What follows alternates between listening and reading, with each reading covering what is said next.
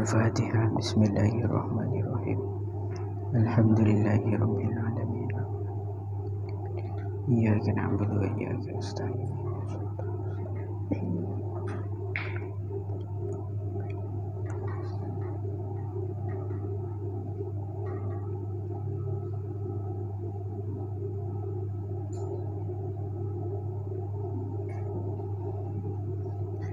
Bismillahirrahmanirrahim. Faqad qala al-muallif rahimahullahu ta'ala wa nafa'na bihi wa bi 'ulumihi wa bi asrarihi fid dharain amin Allahumma amin. Bismillahirrahmanirrahim. Alhamdulillahi fi kulli hinin ay zamanin qalla au kasura wa awqatin wa hiya azminatun mahdudatun wa hiya min atfi khasin ala amin. Bismillahirrahmanirrahim. Alhamdu utawi sekabehane puji iku lillahi kagungane Allah fi kulli hinin ing dalem saben-saben mangsa ai zamanin tegese mangsa qalla padha uga kitik apa zamanin au kasurah utawa akeh apa zaman wa auqatin lan pira-pira waktu wa hiya utawi auqat iku azminatun pira-pira mangsa mahdudatun kang den batesi wa hiya utawi auqatin iku min atfi khasin saking ngatofaken lafat kang khusus iku min atfi khasin saking ngatofaken lafat kang khusus ala amin ing atase lafat kang umum. Wassalatu utawi rahmat ta'zim ail atfu tegese kawelasan minallahi saking Gusti Allah wa min ghairihi lan saking saliyane Allah iku ala rasulihi mugi-mugi tetep ing atase utusane Allah ila kafatil khalqi maring sekabehane makhluk bayane asyrafil khalqi luweh mulya-mulyane makhluk bayane asyrafil khalqi luweh mulya-mulyane makhluk wa huwa utawi al khalqi iku kullu ma saben-saben barang aujadahu kang mawjudaken ing ma sapa Allah Ta'ala Gusti Allah Ta'ala ala takdirin ing atase ketentuan atau takdir aujabathu kang nekaaken ing takdir apa al hikmatu hikmah wal bariyati lan pira-pira makhluk wal bariyati lan pira-pira makhluk ail makhlukati tegese pira-pira makhluk mutlakon kelawan mutlak awillati utawa perkara fil ardi kang ana ing dalem bumi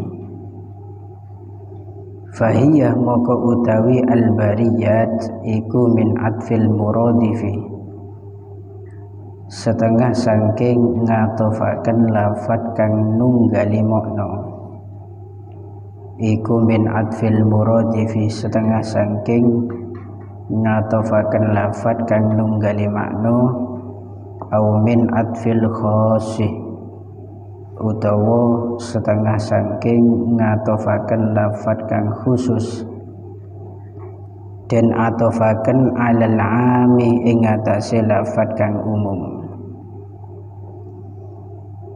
Fa sayyiduna maka utawi Gusti kita rupane Muhammadun Gusti Nabi Muhammad sallallahu alaihi wasallam iku afdalu khalqillahi luweh utamane makhluke Gusti Allah kullihim ya sekabiane khalqillah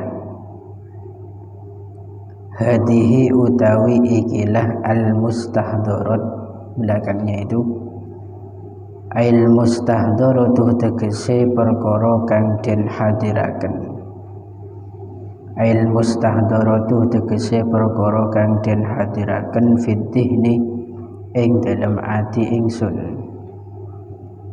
fitihni ing dalam ati ingsun iku munabbihatun perkara kang ngilingaken ini namanya mana jamak muannas iku munabbihatun biro-biro perkara kang ngilingaken alal isti'dadi ing ngatasi cawis-cawis liyaumil ma'adi maring ngadepi dina kiamat ay alat ta'ahubi tegese ing ngatasi cawis-cawis li ajli waqtir ruju'i krana arai waktune bali li ajli waqtir ruju'i krana arai waktune bali ilallahi ta'ala maring Gusti Allah ta'ala ilallahi ta'ala maring Gusti Allah ta'ala. Bismillahirrahmanirrahim. Alhamdulillah alhamdulillahi segala puji itu milik Allah. Al-nya di sini al-lil istighraq gitu ki. Menghabiskan seluruh macam pujian termasuk 4 hal pujian itu milik Allah semua. Ada kalanya pujian Allah kepada Allah, ada kalanya pujian Allah kepada makhluk, kemudian pujian makhluk kepada Allah, yang terakhir pujian makhluk kepada makhluk. Seluruh macam pujian itu adalah milik Gusti Allah. Fi kulli hinin dalam segala masa. Hinin itu adalah zamanin qalla au kasur. Jadi kok nanti kita dapati ada lafaz hina atau hinin, maka yang dimaksud masa. Masa ini tidak ada batasan, baik masa itu sebentar atau lama, baik sedikit atau banyak, itu yang dikatakan hinin. Wa auqatin, dan dalam beberapa waktu itu azminatun mahdudah, masa yang dibatasi. Makanya bedebektoh gulaku itu kan terbatas. Kalau keluar dari batas bukan pagi namanya, tapi siang. Contohnya lagi misalkan waktu sore itu kan terbatas. Masa yang ada batasnya itu ekocak bekto. Makan bekto itu juga secara umum itu dibagi menjadi 3 macam. Dalam ilmu nahwunya di situ ada waktu kemarin yang telah lewat, ada waktu sekarang, dan ada waktu yang masa datang atau waktu yang akan datang. Itu semua terbatas dengan batas atau waktu. Kemarin itu nggak bisa dikatakan kemarin kalau kita masih berada di masa kemarin. Dan sekarang kok dikatakan sekarang karena kita berada di waktu sekarang. Jadi zaman, masa yang ada batas itu dikatakan waktu. Dan tujuannya di sini muallif memuji Gusti Allah dengan alhamdulillah fi kulli hinin wa awqatin, itu artinya pujian Allah, pujian beliau kepada Allah itu tidak terbatas di sepanjang masa dan di sepanjang waktu. Makanya ini disebut min atfi khosin ala amin, mengatofkan lafadz yang khusus diatofkan kepada lafadz yang umum. Yang khusus itu apa? Waktu itu kan khusus. Waktu maghrib misalkan tertentu. Yang umum itu masa. Masa itu kan semua waktu yang di situ tanpa batas. Wassalatu ail atfu minallah wa min ghairihi ala rasulihi ila kafatil khalqi. Rahmat dan takdimnya Allah di sini ditafsiri as-shalah itu al-atfu minallah, kasih sayang yang timbul dari Gusti Allah, wa min ghairihi dan dari selain Allah. Loh, kok beda dengan kemarin? Kata kemarin di taklim kan makna shalah itu adalah rahmat, iya kan? Dari Allah itu rahmat dan ampunan. Ini tidak beda, cuma redaksinya yang beda. Makanya di sini al-atfu itu maknanya ya kasih sayang. Rahmat maknanya apa? Ya kasih sayang. Jadi rahmat Allah yang diberikan kepada orang lain itu seekocak solawat. Semoga solawat dari Allah ataupun dari selain Allah, artinya rahmat dari Allah dan dari selain Allah, tetap keatur ada ke baginda Rasul Nabi besar Muhammad sallallahu alaihi wasallam.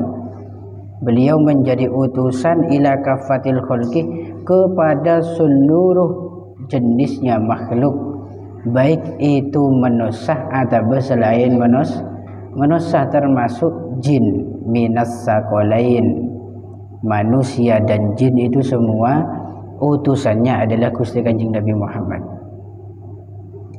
Gusti Kanjeng Nabi Muhammad di sini sifatin atau bayanin kelaban asyrafil khalqi, makhluk sepaling mulja, sobungkole makhluk pengiran sing ngelebihin Gusti Kanjeng Nabi Muhammad. Hatta itu para malaikat itu tidak ada yang melebihi Gusti Kanjeng Nabi Muhammad. Makanya dalam berjanji itu Nabi Muhammad disebut dengan akmalun nasi khalqan wa khuluqan, sebaik-baik manusia atau manusia yang paling sempurna ditinjau dari khalqan, ciptaan Allah, postur tubuhnya, ganteng orangnya, terus bodinya, semua dohirnya Nabi, wa khuluqan dan akhlaknya beliau. Tidak ada orang yang perfect dengan seperti Nabi, itu tidak ada. Beda orang di situ pote golen tapi coba itu beda. Beda orang ganteng golen pote, akhlaknya tak karuan. Kemudian beda orang di situ, masya Allah pinter sopan orang tapi agamanya bukan Islam, ki orang kia masih ada kekurangan. Ini masya Allah Gusti Nabi itu tidak ada yang melebihi beliau. Siapa yang dimaksud al-khalqih di sini, bahwa Nabi dicap paling mulianya makhluk. Makhluk ini siapa? Yaitu kullu ma aujadahu Allah Ta'ala ala takdirin. Setiap apapun benda ataupun makhluk hidup yang telah Allah wujudkan di alam semesta ala takdirin, berdasarkan sebuah ketentuan takdir. Tapi ini berdasarkan takdir pengiran. Aujabahul hikmah, aujabathul hikmah, yang telah ditetapkan oleh hikmah. Artinya semua yang bergerak di atas bumi itu tidak lain sesuai kelaban ketentuan dari Allah, dan di balik takdir itu ada hikmahnya semua. Mangkana manusia odi, ini ke contoh manusia odi pun oning kepi pengiran takaran makanan selama hidupnya sampai berempah banyak beres berkali-kali orang. Atau orang ini rezekinya dari sudut pandang pesenere berapa miliar nanti selama hidupnya yang akan dihabiskan. Lebihlah melepon sobung ketentuan itu baru mati manusia. Manban pengiran takdir orang nikah melebih sangakan beras banyakan 2 juta ton misalkan, baru sudah selesai hidupnya ketika melebihi 2 juta ton. Berarti orang ini melepon mati walaupun masih usia muda, maka ya takdirnya itu sudah. A bin Odin sampai Zebriyah, ngakan lagi Zebriyah. Walaupun lebat dari takdir, ya pun mati. Karena ini bagi seluruh makhluk. Dan di balik itu pasti ada hikmah. Kata kemarin, apa saja yang ada di muka bumi, baik itu baik ataupun buruk, beda hikmah di balik itu. Termasuk nakalnya santri itu ada hikmah yang baik di balik itu. Apa hikmahnya? Ada pengajian-pengajian gara-gara bener yang nakal. Gini betul. Gara-gara sampean senakal ribarin beda peraturan di pondok, makin pas tertata kayak gini. Mentada senakal, ya tidak akan tertata, pakun, kelontang-kelantung gelau gitu aja, tidak bisa ditata. Nah, gini bentar. Bedena orang coba sampean kutu asokor seratin, mentada orang coba sampean tidak akan diperhatikan. Lah kutu matur kesoon. Bedana orang melarat, orang sesoki harus matur kesoon. Berterima kasih, gara-gara kamu saya itu menjadi orang kaya. Coba semua orang kaya semua, tadi ring sokinya mana? Pada kepi. Nah gini bener. Nah, sehingga dari semua ciptaan Allah itu pasti beda hikmah di balik itu semua. Adanya tragedi-tragedi seperti kemarin tsunami. Banjir gitu di Jawa Tengah, ada gempa bumi, ada erupsi Semeru, itu semua mengingatkan kita bahwa kiamat itu pasti akan terjadi dan alam ini pasti akan rusak dan kita pasti lebih hati-hati ke belakangnya. Allah di situ mampu. Daerah Jogja, bahkan di situ daerah Pati itu kan termasuk jalur Pantura, jauh dari Samudra Hindia. Itu kena banjir saja sudah kayak gitu dahsyatnya. Apa boleh pada narum? Laut di samudra kena, bukan laut ini. Are menkoro guntronga kana dina, ngontal dina. Terus tanya aki, maki geledek lu selam. Lah ungguan itu, tsunami Aceh itu gimana dahsyatnya? Pun jadi ada hikmah dari semuanya. Kemudian Nabi juga dicap sebagai asrofil bariyat. Bariyat itu yang dimaksud adalah ail makhluqati mutlaqan, makhluk secara mutlak, ai fis sama au fil ardi au fi ghairihima, atau hidup di luar langit atau bumi. Semua makhluk ciptaan Allah itu kocak bariyat. Menurut pendapat yang lain, sekocak bariyat itu aillati fil ardi, yang hanya hidup di atas bumi, berarti malaikat tidak terhitung. Seodi di atas tanah, itu dikatakan bariyat. Fa sayyiduna Muhammadun sallallahu alaihi wasallam afdalu khalqillahi kullihim. Maka kesimpulannya Gusti Kanjeng Nabi, Gusti kita Muhammad sallallahu alaihi wasallam itu termasuk manusia yang paling afdol, paling utama dibandingkan yang lainnya, atau makhluk yang paling utama dibandingkan yang lainnya. Sobung boleh nika kita bangga cara mungkin endi Nabi yang jadi nomor satu di antara makhluk. Lahirnya belakangan, tapi kemuliaannya di situ melebihi yang paling awal, termasuk Sayyiduna Adam alaihi salam. Pun hadhil mustahdaratu fid dihni, kitab yang hadir di hati saya ini kata beliau, karena karangan kitab itu sebelum dikarang itu ada apa tidak? Kitab nikah ini baru pertama nulis beliau langsung mengatakan hadihi, ini berarti kitab ini belum ada, cuma sudah tergambarkan dalam hatinya beliau. Munabbihatun alal isti'dadi liyaumil ma'ad, isinya kitab ini nanti berisi tentang nasihat-nasihat untuk kita yang di situ memberikan peringatan untuk selalu bersiap-siap diri menghadapi hari kembalinya kita kepada Gusti Allah. Semuanya akan kembali. Mangkana sampean odi etunya sosangan apa kengain sitong hal. Manusia kalau susah pasti kesusahan itu udah abadi. Tidak ada ceritanya orang galau mulai lahir sampai mati galau, itu tidak ada. Sekejap selesai itunya, sekejap. Begitu juga sebaliknya, sampai itu bunga itunya perak, cek ke perak terlalu perak. Kenapa? Bede-bede tersegi ya. Ada akhirnya, yaitu kematian. Maka diberiin banyak pertanyaan.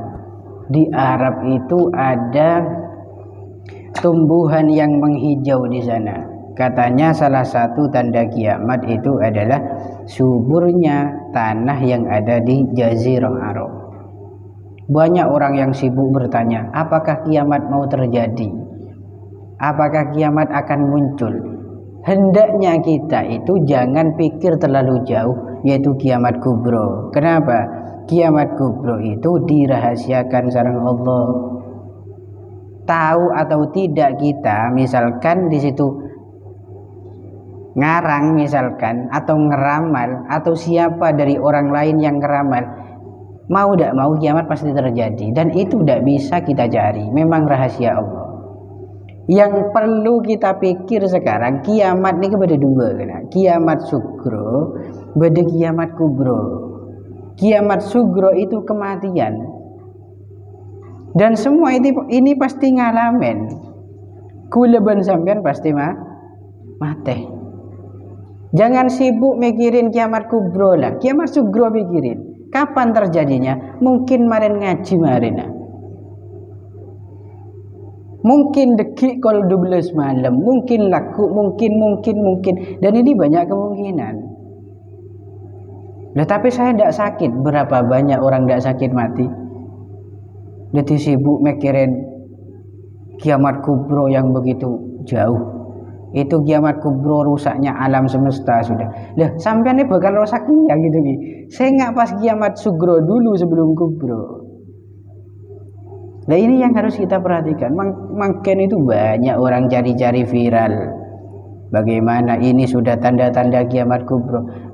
Kiamat sugro di depan mata. Kiamat sugro di depan mata. Oleh karena itu, di sini berdana kitab dari zamannya beliau Imam Ghazali. Di situ sudah mempersiapkan bekal sedemikian siapnya untuk menghadapi kiamat sugro. Ay alat ta'ahubi li ajli waqtir rujuk, yaitu bersiap-siap diri bagaimana kemudian kita sekiranya nanti bisa siap betul menghadapi waktu kita kembali menghadap kepada Allah. Ini harus diperhatikan betul. Makanya dalam bajuri itu disebutkan i'lam. Nah bagi annal mautah a'zamul manasib, masoib gitu ki. Annal mautah a'zamul masoib. Kematian itu musibah yang paling terbesar. Arapah mak kocak musibah paling raja. Orang nikah nambah amal sudah tidak bisa. Minta sekolah nikah pun tutup kapi. Mau memperbaiki diri sudah tidak bisa. Kenjilah nasib. Menasib tepat mati di keburu. Wes na'udzubillah waliyadzubillah. Tapi mendepan mati di situ husnul khotimah, yacap mapan min ahlil jannah misalkan, ke belakangnya tahapan ke belakang itu cerah hidupnya. Nah ini musibah yang paling besar dan semua pasti merasakan. Jangankan manusia, manuk bayi mati. Nah manuk ini mati. Ada musibah yang lebih besar dari kematian. Apa itu?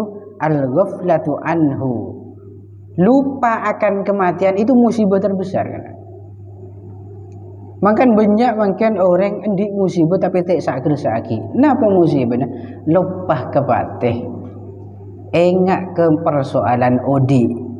Lah orang ini kalau sudah terbuai, terlena akan mewahnya dunia atau gemerlapnya dunia, maka akan lupa, secara otomatis lupa akan kematian. Padahal banyak iktibar yang harus kita miliki selama ini, yang harus kita dapatkan. Sebelah kiri kita itu adalah mantan daripada orang, keturunan dari orang meninggal. Sebelah kanan kita, depan kita, belakang kita, bahkan kita sendiri nikah keturunan orang mati kabeh. Begini bentar. Berdasar keturunan orang yang odi kabeh, mulai dari Nabi Adam. Kematian kabeh.